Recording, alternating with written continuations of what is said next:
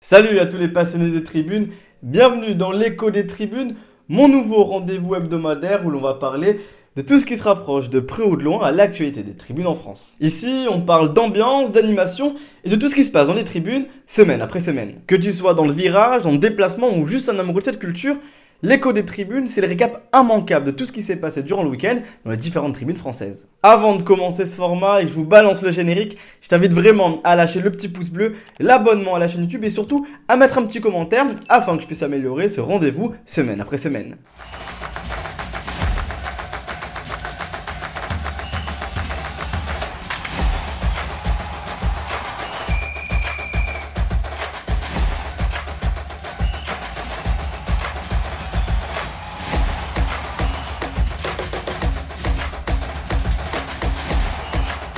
Pour débuter, impossible de passer à côté de la grande animation réalisée par la Brigade Loire qui s'attaque frontalement à l'hypocrisie des instances de football.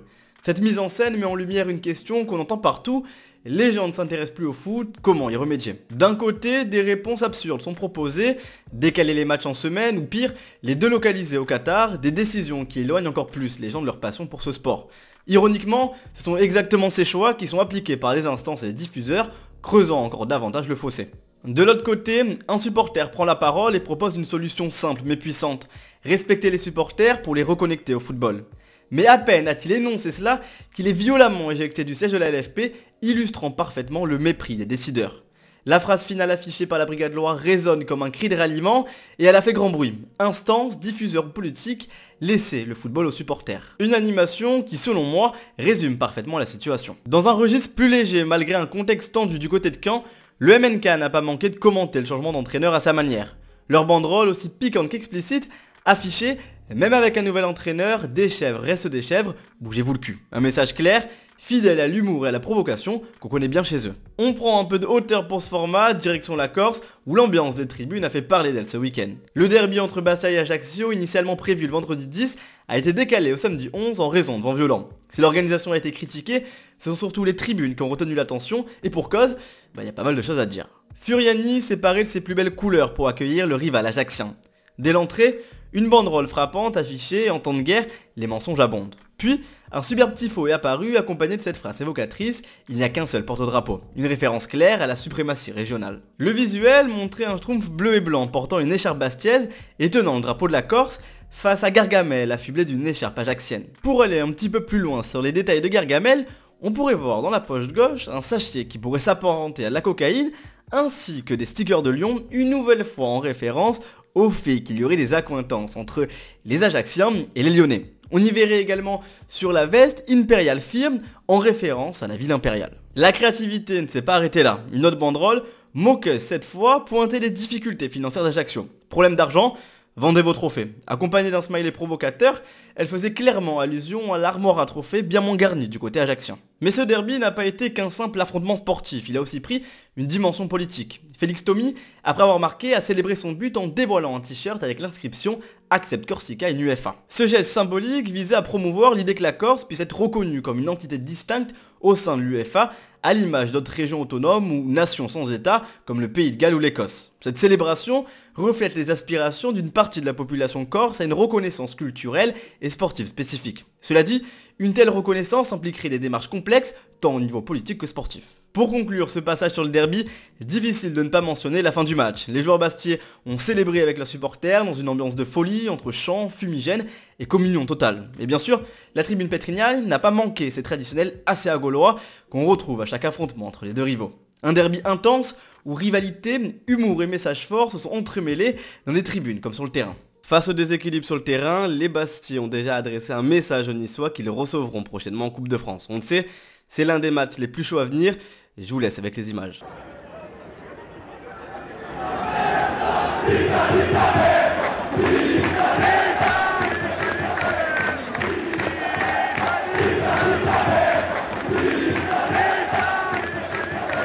Cette fois, direction la Bretagne pour parler d'une superbe animation des Ultras brestois.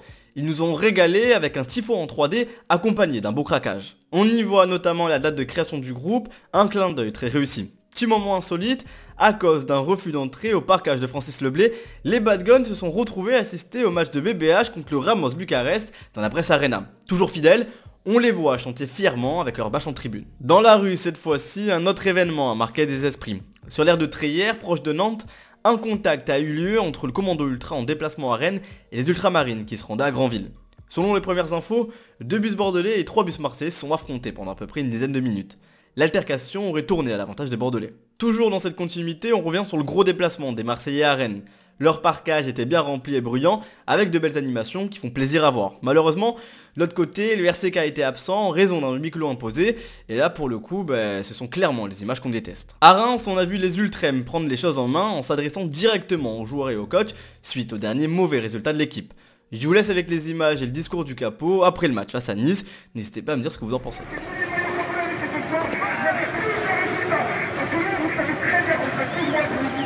Mais au bout d'un moment, on ne peut pas aller au-delà de lui. Au bout d'un moment, on va tous craquer et ça va finir par péter. Donc, trouvez-moi ce but sans faire les pas du cul et d'aller nous chercher une qualification contre la France. Dans un contexte tendu direction Montpellier où les tribunes ont exprimé leur ras-le-bol avec une banderole percutante. De la N2 à la Ligue 1, la France entière vous pisse dessus. Une déclaration forte qui reflète bien la crise actuelle du côté montpelliérain. À Lorient, l'ambiance était davantage tournée vers l'unité avec un soutien marqué du parkage messin face à la répression subie par les merlus ultras. Petit clin d'œil également à l'amitié historique entre la Horda et Kaiserslautern, mise en avant en bas du parkage. Le dernier match du week-end entre le PSG et Saint-Etienne a été particulièrement animé en tribune. On commence avec le tifo du virage Auteuil sur le thème du graffiti. C'était assez original. En bas de l'écran, on pouvait voir un métro tagué en direct. C'est pas une première, mais c'est toujours sympa et impressionnant. Le décor représentait le mur d'une station de métro avec des attaques bien visibles contre Saint-Etienne, des fucks synthés, logo du club barré. On sentait clairement l'animosité.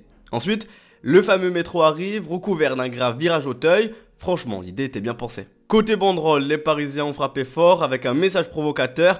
Jeanne au secours, les gueux sont de retour, visant évidemment les Stéphanois. La référence à l'actualité, écoutez, je pense que vous l'avez tous capté. Du côté des Stéphanois, le parkage était simple mais efficace. On a pu voir des drapeaux aux couleurs du club, une belle bâche à SSE et un magnifique craquage de Strobo.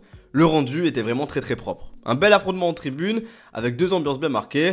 C'est tout ce qu'on aime. Pour clôturer ce format, direction Nîmes où les Gladiators ont rendu hommage avec une banderole à Paul Vicente, l'un des fondateurs des Escapulats, un groupe ultra fervent supporter du club Esportiu Europa et connu pour son engagement passionné. Bon les amis, ce premier format de l'écho des tribunes va bientôt toucher à sa fin.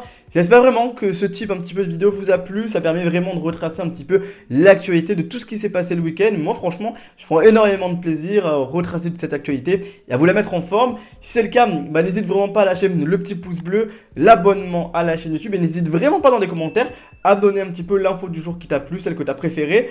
Moi perso, ça se tape entre le tifo de la Brigade Loire qui est incisive comme on aime, ou alors la revendication politique qu'on a pu voir du côté de Bastia, qui je trouve est très intéressante. C'était CK, on se retrouve en fin de semaine pour un très beau format, c'était CK, peace.